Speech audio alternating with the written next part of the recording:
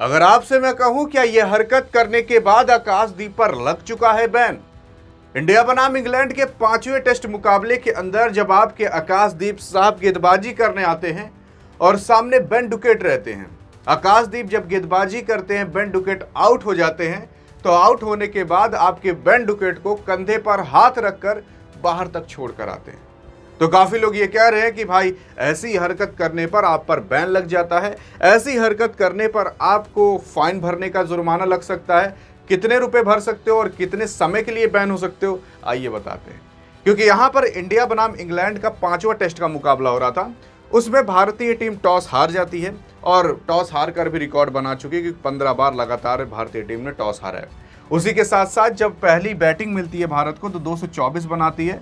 अब काफ़ी लोग अपना माथा खजुआने लगते हैं और सोचते हैं कि यार अब इतना कम रन बनाइए, इंडिया तो हार जाएगी।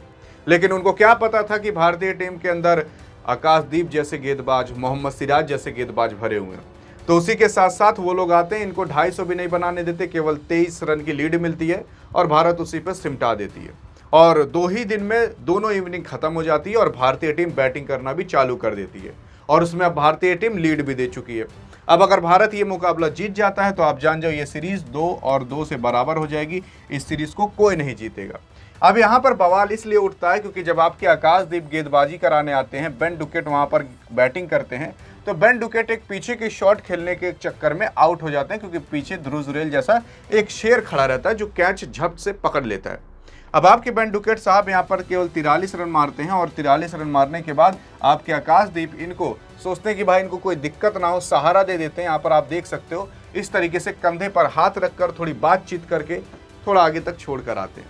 तो काफ़ी लोग अब ये सवाल उठाने लगे हैं कि भाई आगे क्या होगा। तो आगे क्या होगा हम आपको बता देते हैं। यहाँ पर जब भी इस तरीके से कुछ किया जाता है तो उसके लिए आईसीसी ने काफ़ी सारे रूल बनाए। अगर आईसीसी ने ये सारे रूल ना बनाए होते, मतलब आईसीसी जो रूल का पालन कराती है, अगर ये रूल का पालन ना कराती तो जान जाओ मार काट हो जाता मैच के अंदर और कोई बचाने भी ना आता। यहाँ पर अगर कभी भी आप अंपायर के साथ कोई झगड़ा कर लेते हो या फिजिकल आप उसको छू देते हो, कंधे से छू देते हो या फिर उसके कंधे पर हाथ रख देते हो, या फिर आप किसी प्लेयर के साथ भी ऐसी हरकत कर देते हो कि भाई आपने कंधा मार दिया, या फिर आप दौड़ते समय उसको कुछ कर देते हो, जैसे कभी कभी लक बाई चांस हो जाता है कि पैर फंस गया या लक बाई चांस आप टकरा गए, वो अंपायर, थर्ड अंपायर और रेफरी बैठे रहते हैं जो चेक करते रहते हैं, आपके फेशियल एक्सप्रेशन देखेंगे और देखेंगे अगर आपने जानबूझकर किया तो आपको सज़ा मिलती है। और सज़ा क्या मिलती है, या तो आप बैन हो गए या तो आप पर जुर्माना लगेगा। अब आपको हम बता दें, एक टेस्ट खेलने का कोई भी खिलाड़ी हो उसको 15 लाख रुपए फिक्स मिलते हैं। अगर आप प्लेइंग 11 के अंदर शामिल हो, पिच पर खड़े हो, चाहे 0 रन मारो, 0 कैच पकड़ो, कुछ भी ना करो, स्क्वाड में भी शामिल हो, तो लगभग आपको 15 लाख रुपए तक आराम से मिल जाते हैं। अब इसी 15 लाख रुपए पर जुर्माना लगता है। अगर आप एक भी कोई गलती करते हो और रेफरी या कोई भी अंपायर आपको पकड़ लेता है कि आपने जानबूझकर किया, अब वो रेफरी या अंपायर पर डिपेंड करता है उसकी नीयत पर कि आपको वो कौन सी सज़ा देना चाहता है। अगर मान लो वो आपको बैन करना चाहता हो तो आप कुछ नहीं कर सकते, आपको बैन कर दिया जाएगा। क्योंकि जब मैच खत्म होता है, जब आप ड्रेसिंग रूम में जाते हो तो एक एक पारी करके बुलाया जाता है, भैया आ जाओ, आपका नंबर है, देख लो आपने क्या हरकत की थी, अब बताओ कि भाई आपने ये जानबूझकर किया था कि अनजाने में किया था। तो आप बताते हो, आप सॉरी बोलते हो अगर आपने जानबूझकर किया होगा। तो इस तरीके से पूरा का पूरा बवाल अंदर चलता रहता है। अगर आपने जानबूझकर किया है तो ये जो 15 लाख रुपए मिलने वाले हैं, इस पर अनुच्छेद 2.12 के तहत, यानी कि 2.12 के तहत आपके ऊपर लगभग 25% का मैच फी का जुर्माना लग सकता है। यानी कि 15 लाख में से 25% माइनस कर दो, उतने रुपए आपको कम मिलेंगे। या फिर आपको एक मैच के लिए बैन करार कर दिया जाएगा। अब बैन करार कर दिया जाएगा तो आप खुद सोच कर देखो कि 5 टेस्ट के मुकाबले होने थे, अब ये 5वां टेस्ट का मुकाबला है। अब बैन अगले मैच के लिए कैसे कर सकते हो जब मैच ही नहीं है।